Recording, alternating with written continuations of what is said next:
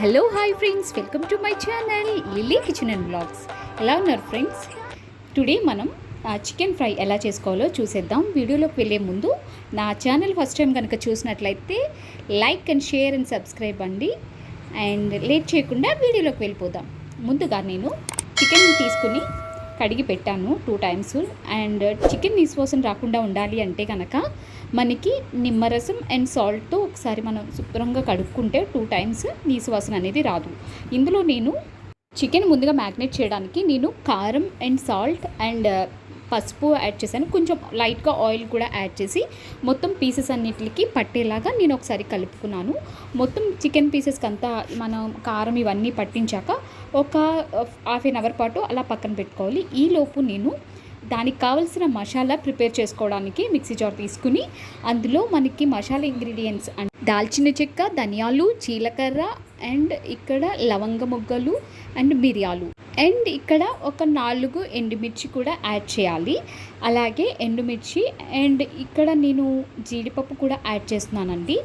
ఇక్కడ ఇవన్నీ యాడ్ చేశాక ఒక్కసారి మనం గ్రైండ్ చేసుకోవాల్సి ఉంటుంది అనమాట. ఇలా ప్రిపేర్ అయ్యిందండి పౌడర్.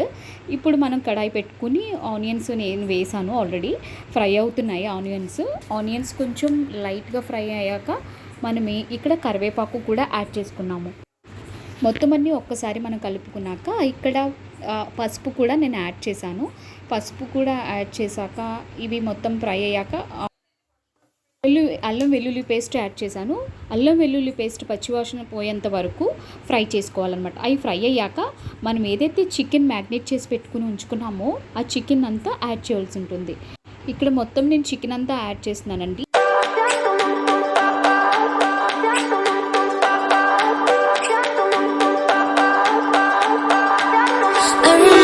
ఇక్కడ మొత్తం చికెన్ అంతా యాడ్ చేశాక ఒకసారి గరిటెతో తిప్పుకోవాల్సి ఉంటుంది. మొత్తం ఈవెన్గా ఒకసారి కలుపుకొని మసాలా అంతా అల్లం వెల్లుల్లి పేస్ట్ వేసాం కదా, అదంతా కలిపేలాగా ఒకసారి తిప్పుకోవాలి. ఇక్కడ పచ్చిమిర్చి యాడ్ చేశానండి. లాస్ట్ పచ్చిమిర్చి యాడ్ చేసి ఒక 10 minutes పాటు నేను మూత పెట్టి కుక్ చేశాను. ఇక్కడ 10 minutes తర్వాత నేను మూత తీసి చూస్తే ఇలా ప్రిపేర్ అయ్యిందండి. ఒక్కసారి మళ్ళీ ఒక 10 minutes పాటు కుక్ చేసుకుని ఆయిల్ పైకి వచ్చేంత వరకు మనం కుక్ చేసుకోవాల్సి ఉంటుంది. ఆయిల్ ఇలా దగ్గరికి వచ్చిందంటే మనకి ఫ్రై దగ్గరికి అయ్యిందనమాట.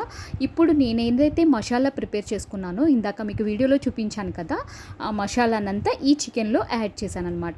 ఈ చికెన్లో యాడ్ చేశాక మొత్తం అంతా ఒక్కసారి కలుపుకోవాల్సి ఉంటుంది. మసాలా ఫ్లేవర్ అనేది చాలా బాగుంటుంది. ఇలా ప్రిపేర్ చేసుకుని వేసుకోండి. నేను కసూరి మెత్తి కూడా యాడ్ చేశానండి ఫ్లేవర్ కోసం. ఒకసారి అన్నీ యాడ్ చేసేసాను కదా, ఒకసారి గరిటెతో ఒక 10 minutes పాటు అలా మళ్ళీ కుక్ చేసుకోండి. చికెన్ ఫ్రై అనేది దగ్గరికి అయ్యిందండి. ఇప్పుడు నేను స్టవ్ ఆఫ్ చేసేసి ప్లేట్లోకి సర్వ్ చేసేసుకున్నాను. సో చికెన్ ఫ్రై అనేది ఇలా ప్రిపేర్ అయింది. మీరు కూడా ఇలా ప్రిపేర్ చేయాలనుకుంటే ఒకసారి నా ఛానల్ చూసి సబ్స్క్రైబ్ చేసి లైక్ చేసి షేర్ చేయండి. Thank you for watching. Bye.